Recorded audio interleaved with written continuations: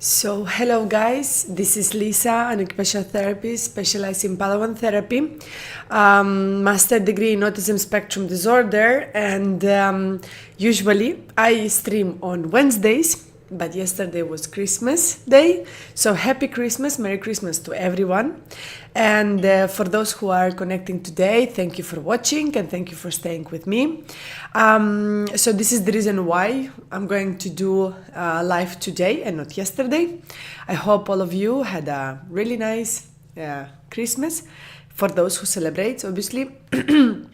And today's topic, as you can see on the title of the video, it's going to be about cognitive behavior therapy and occupational therapy. It's a topic that it's very, I will say that it's getting more not famous about it, but many, I will say that you have more and more professionals talking about it, and I feel like occupational therapy could be a great a great approach, no, as a therapeutical approach that could bring some extras in this type of therapy. For those who doesn't know, as occupational therapists, we work with children, with adults, with mental health. We work in all different areas, no, in the health sector. And what we do, it's mainly as occupational therapists, we are providing support for those who are in need. So our idea as occupational therapists will be to support kids who are struggling with language, kids who are struggling, in motor areas, or kids who are, I will say, maybe having difficulties in sensory skills, etc., etc. And our main job, my main job as an occupational therapist, it's actually to help those kids to get better, to get independent in their daily activities, right? So what about this topic about what do we do as occupational therapists in pediatrics, and how we can combine this behavior, cognitive behavior therapy, no? When I talk about behavior, it's true. Many times we, as occupational therapists, we do have to touch a little bit of behavior, because in our therapy sessions I am working with kids, so I cannot. All of us, we have a day, all of us, we have sensory issues, all of us, we have difficulties to manage social skills, or maybe certain situations, right? So as an occupational therapist, my main goal is to make sure that during that hour of therapy session, I can satisfy as much as possible the needs of the kid. So yeah, definitely. Sometimes we have kids who will be a little bit challenging our skills, and not only our skills. So we will indirectly work with behavior. Okay, so but definitely, just for you to know, we do have obviously we have behavior therapists, we have other therapists who will be working on different areas. So occupational therapists, we are not behavior therapists, but we do work closely with behavior therapists and physiotherapists and speech therapists and psychologists and everyone else who's surrounded in this health sector. The ideal for occupational therapists, I always say, and at least for me, it's to have this nice collaboration with everybody. Yes, and actually to be able to share this knowledge with everyone. So why not? I am very thankful, because I will say, like, we do manage to work with a lot of schools, we do manage to work with a lot of childcares, we manage to work with a lot of professionals, so it's fantastic, I'm feeling lucky that actually we can do that. And so yes, that's a little introduction about occupational therapy in general, and how we are going to what we do as occupational therapist and etc. So I am I'm going to go straight away. What is CBT? Because obviously cognitive behavior therapy, you can shorten it, the same like occupational therapy, you can shorten for OT. Cognitive behavior therapist, you can shorten for CBT. And basically it's a type of, it's a psychological treatment, no, that will be covering and helping, focusing, no, in identifying and how to say, identifying the difficulties that the kid can have by having difficulties in expressing emotions, having some challenges, negative thoughts, patterns, emotions, like I said before. So the idea of CBT is identify what my kid is, what are the difficulties of my child with having, especially a kid who is having some negative difficulties, negative thoughts, patterns, etc. And how can I change them? How we can not replace them, because you cannot, but how we can make those negative thoughts passing to a more positive, or maybe which strategies and tools we can use. Okay, so that's a little bit more the definition about it. Now, in occupational therapy, as I can say, it's like I said before, it's a more of a psychological treatment, right? But psychology, we do have, at least in occupational therapy, we use a lot of different techniques. There is no one particular therapy or methodology that you will be using as occupational therapist, especially if you work with kids. Like I said, I was having I opened a question about if on Instagram, if someone knows about what is CBT. And I had some saying like no idea, or basically if this is this something to be with behavior, or how do you apply it in occupational therapy, etc.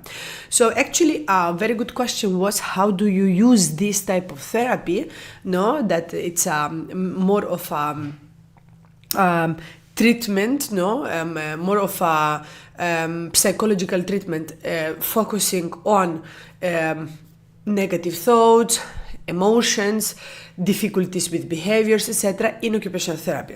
And like I said before, being occupational therapists, directly, we work on behavior as well. Behavior is all of us, it's everything. It's basically what represents us. It's the way how we will wait for our turn, the way how we answer, the way how we socialize. So for me, I always say in many of my videos and lives, I always talk about sensory and behavior. I cannot, you can differentiate them for sure, but you cannot just say like, okay, this kid have just sensory difficulties and this kid just have behavior. It exists, but most of the time it's very much combined. Occupational therapists, we focus very much into sensory strategies, sensory difficulties. So obviously our main goal as well is to see how we can help the kids. And I found it very interesting that actually CBT has a lot of things in common with occupational therapy. In fact, who can be a cognitive behavior therapist?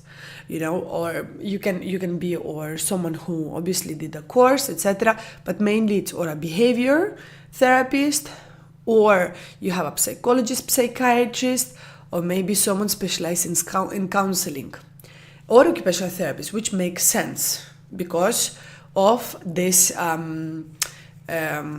connection that you have between sensory and behavior strategies. And because, like I said before, we work on emotions, we work on regulations, we work on behavior. So it makes all the sense, the fact that we can use this type of therapy in actually our practice. Lately, I've been doing a lot of videos about autism and ADHD. And another connection and why I like it is that this type of therapy is really applied to autism and ADHD. Yeah, doesn't matter what is the age of your kid, or or which type of autism or ADHD you might have. ADD or ADHD, which at the end of the differentiation between ADD and ADHD just because of the hyperactivity, but at the end of the end, lately, and I will be concluding, concluding no, but for me, I don't have such a big separation between those two, because at the end of the end, is the same when you are talking about autism and different levels. Yes, of course, it makes a difference, but at the end of the end, every child is different, and we might pick up certain difficulties of one level and then the other, and then any child is the same from one level or another, no? So how CBT can be working with occupational therapy? Yeah, so I'm just going to take 1 second. I'm going to go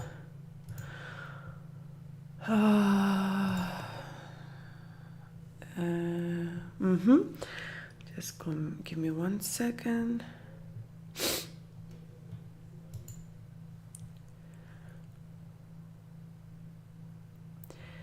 Yes.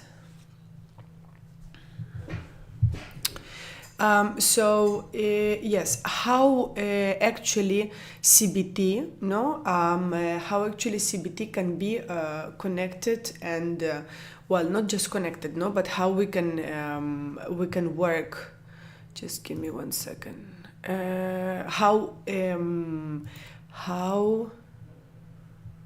am back. I promise I am back. Yes, I am back.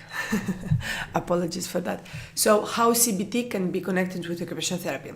Like I said, if we talk about and we differentiate, we separate, let's say, the diagnosis of autism and ADHD, CBT can be applying similar strategies to both of them or different. No? For example, I work with kids who are high functional, especially also in autism. High functionality, it's not always as a gift presented, because it depends on the level that you are. But having high IQ is there, and most of the struggles that a child with autism in Asperger or high functional autism will have, it's going to be social communicational difficulties. So mainly identifying when I am feeling okay, how can I regulate my emotions, what can I do when I'm feeling overwhelmed, etc. So CBT will take part as a cognitive behavior therapy to target this. So you, as occupational therapist, obviously you plan your session with sensory techniques, gross motor skills, fine motor skills, and a lot of stuff. But we cannot be focusing only 1 hour to be talking about strategies. However, many times we do have to apply different strategies during our therapy sessions. And yes, with some kids who are having high IQ and kids with ADHD, we will have to maybe spend our occupational therapy session is going to be focused on regulating our emotions, providing strategies to kids how to regulate their negative behavior, how to identify the negative behavior, what it is a negative behavior, right? So all of this, because not just by saying like,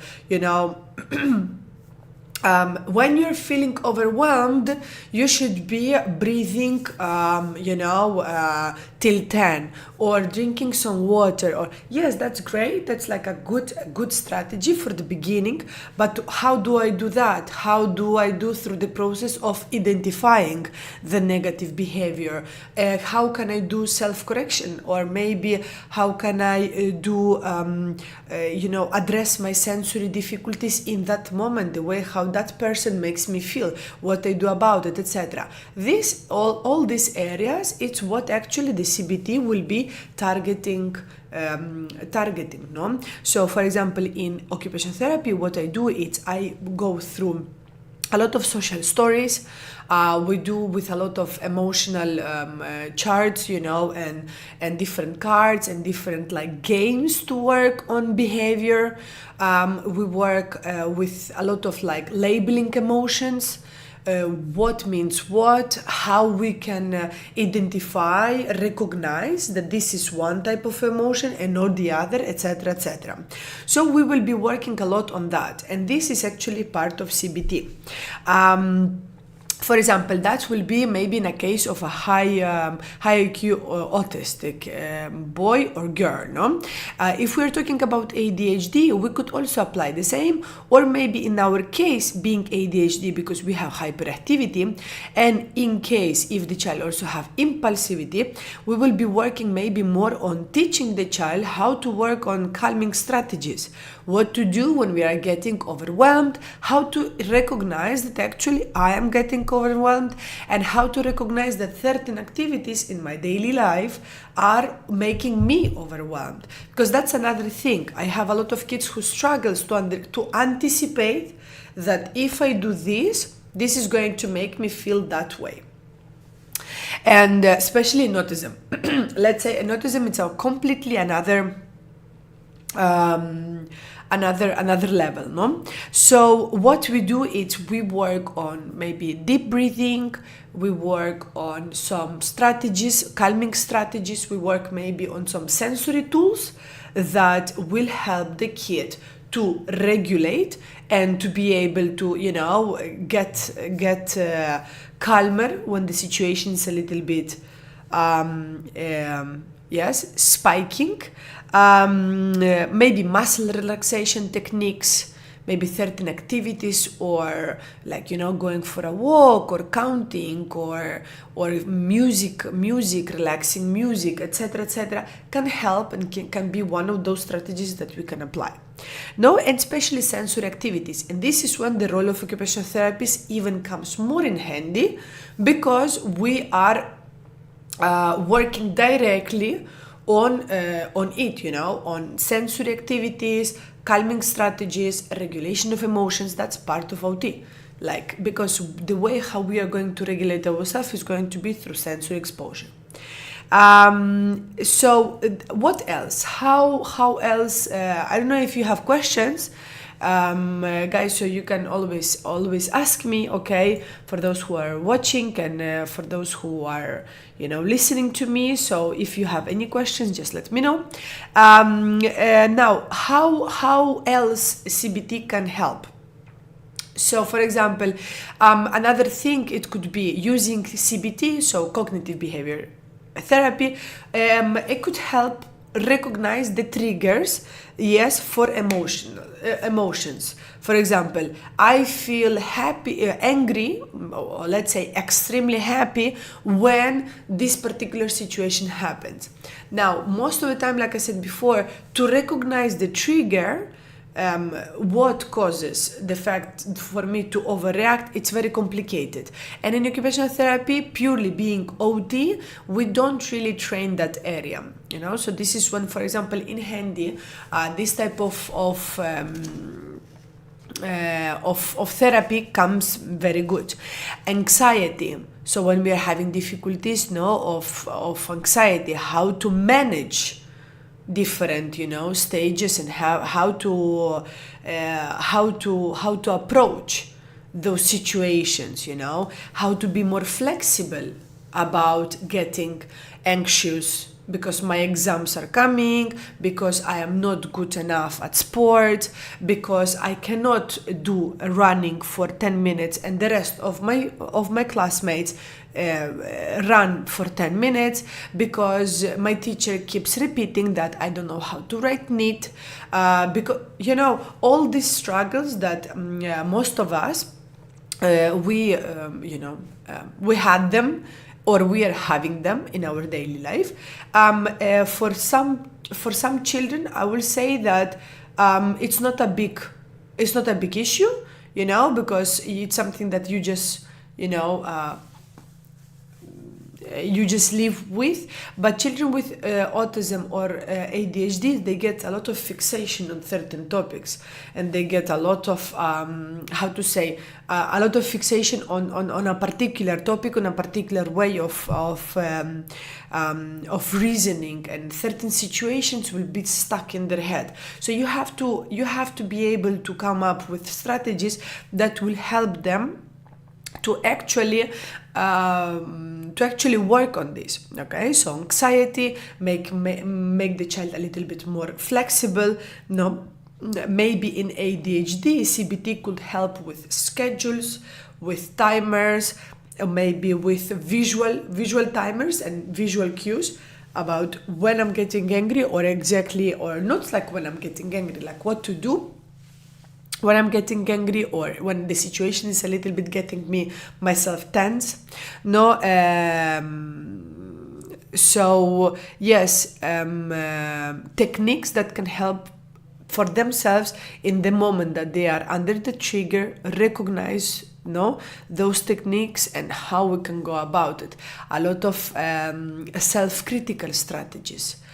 Am I getting nervous because of this? Am I happy by doing this activity? I am on time, no, I have to go, I have to do it, I have to finish my task, I have to push it through, all of this is going to be strategies actually of CBT.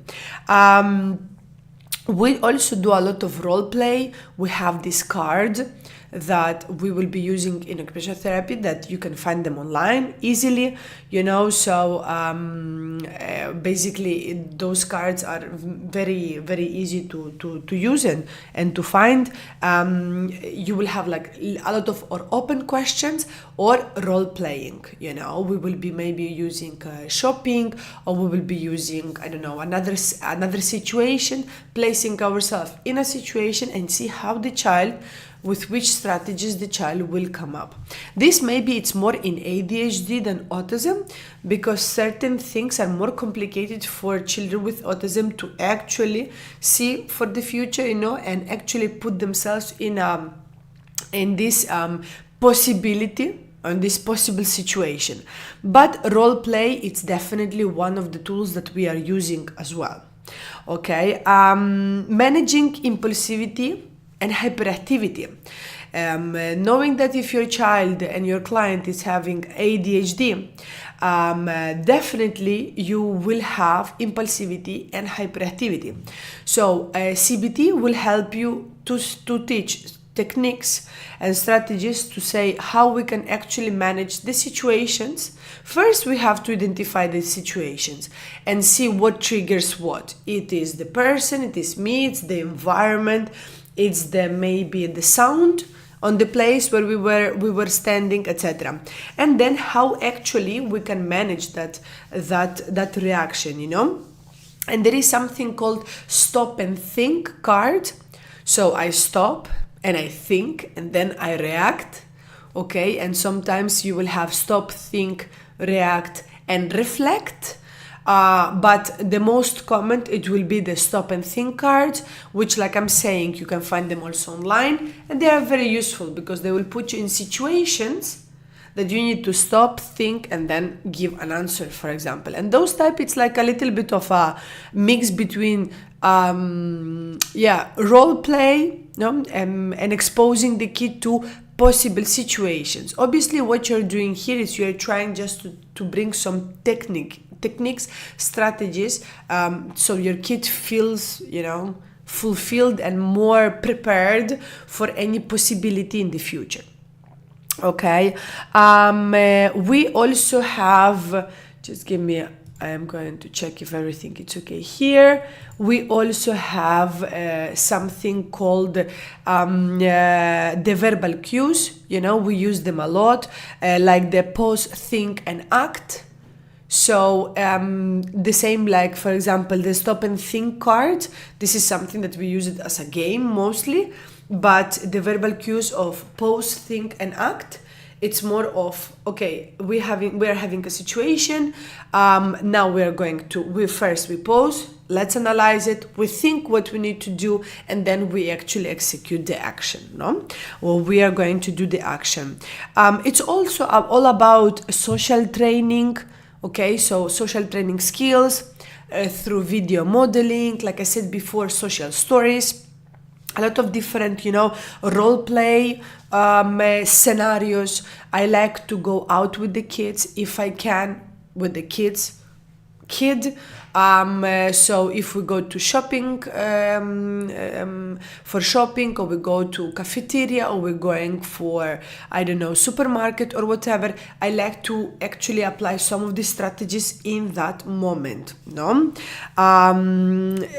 role play, I like it a lot, but sometimes it gets a little bit still, like the kid knows that you are in the therapy session, we are safe, we are nice, Miss Lisa will be managing the situation if something comes out. But when we have to actually expose ourselves to the reality, or at school, or like I said before, shopping, or cafeteria to order a coffee or whatever, we have to actually be dealing with people that it's not only Miss Lisa, it's someone else, and maybe we could have a sound or a visual cue that will trigger us, or something else, no? And we have to manage ourselves.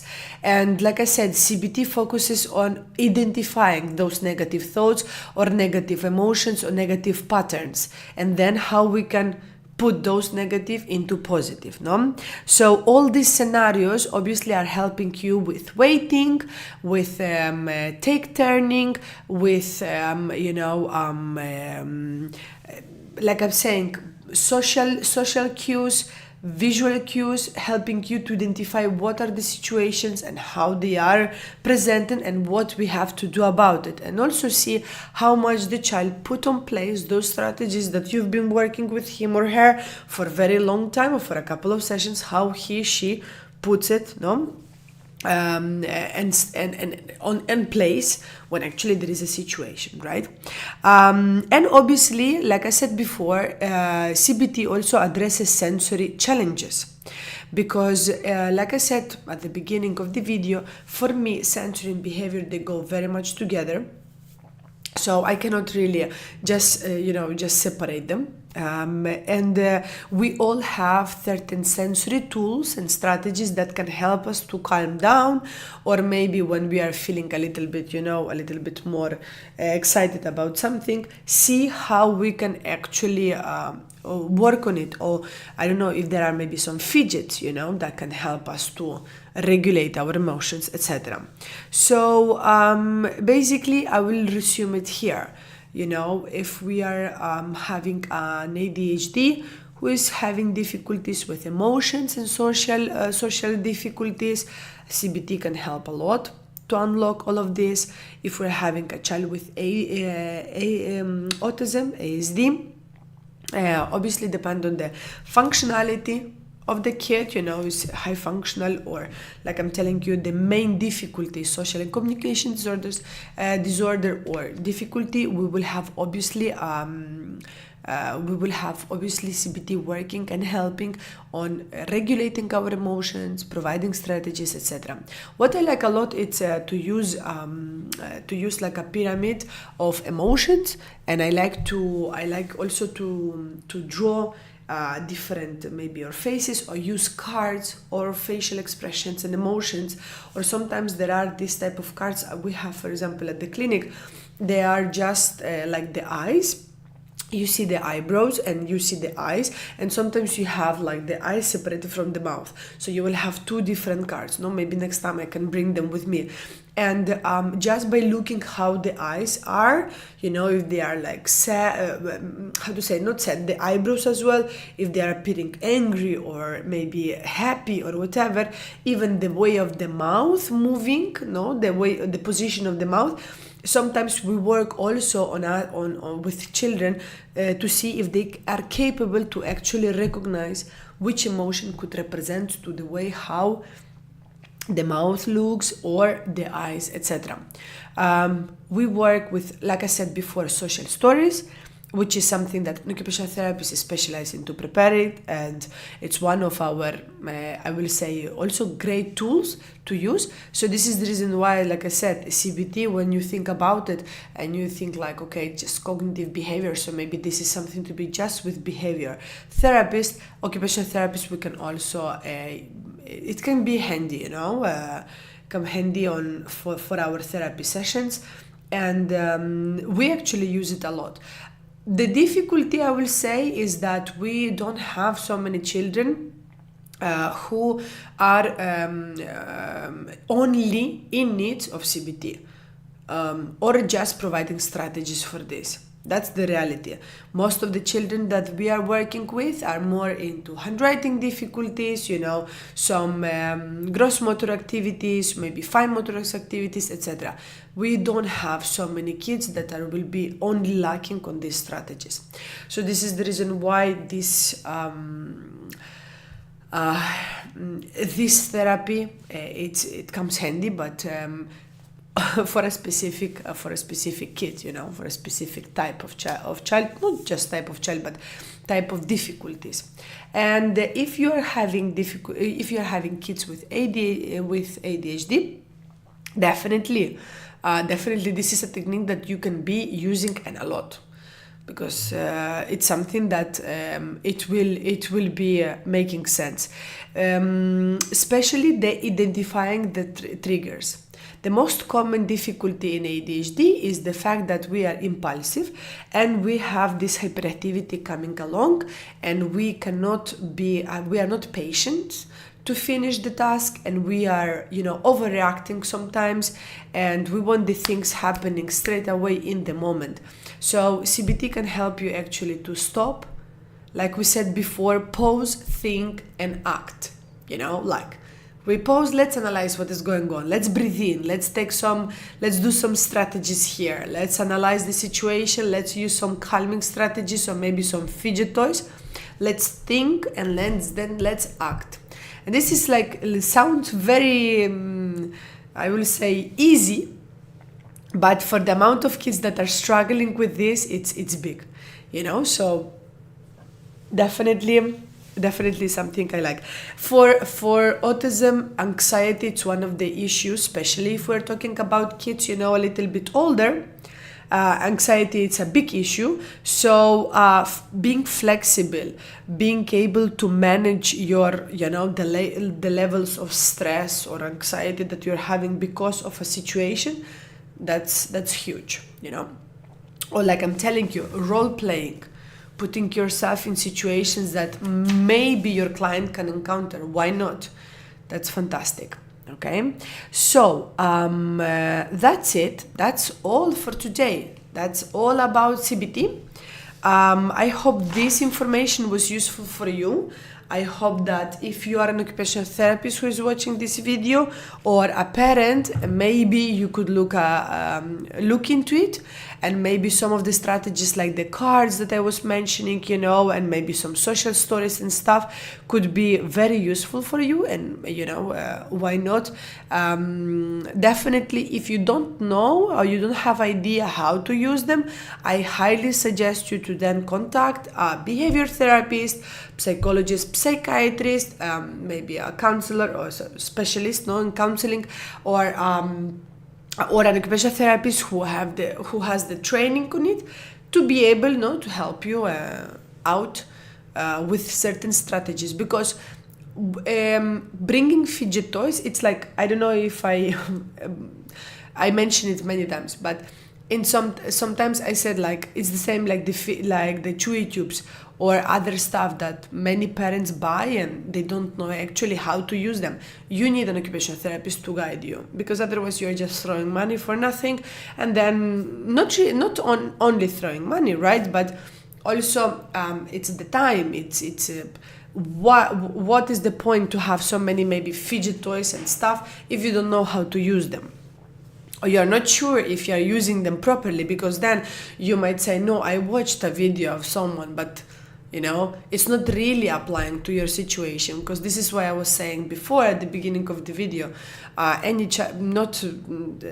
even if you have ADHD or ADD, or you have autism level 1 or 2 or 2 and 3, and sometimes they say it's between. What's that mean? A child has autism or has ADHD or has this, and the child has a characteristic of difficulties and have social/environment/family situations that can trigger or not one thing or the other.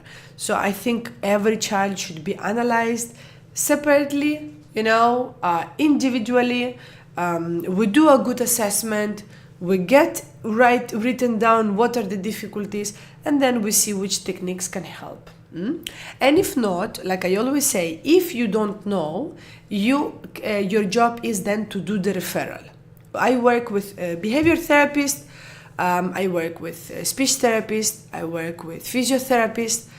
If I see that it's something that I am not capable to manage, and it's not part of my expertise, or basically I feel like the kid will really benefit from one particular, therapy, and not coming here and there and there and there, because we have also a lot of parents who are, are extremely busy.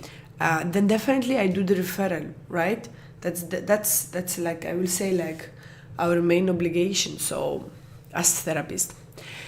So yes, thank you for staying here with me on the 26th of December, the day after Christmas. I hope you had, like I said, a good Christmas. For those who are celebrating, I will be seeing you next Wednesday, most probably. But next Wednesday, it's first. So I think I'm going to do the same. I'm going to stream on another day. So just follow me on social media. Obviously, I always say thank you for watching. Thank you for supporting, thank you for following, thank you for everything. If you feel that this video might be of interest of anyone else, don't forget to share. I always appreciate these things. So thank you for staying with me. I will be seeing you in my next video. Have a good evening. Bye bye.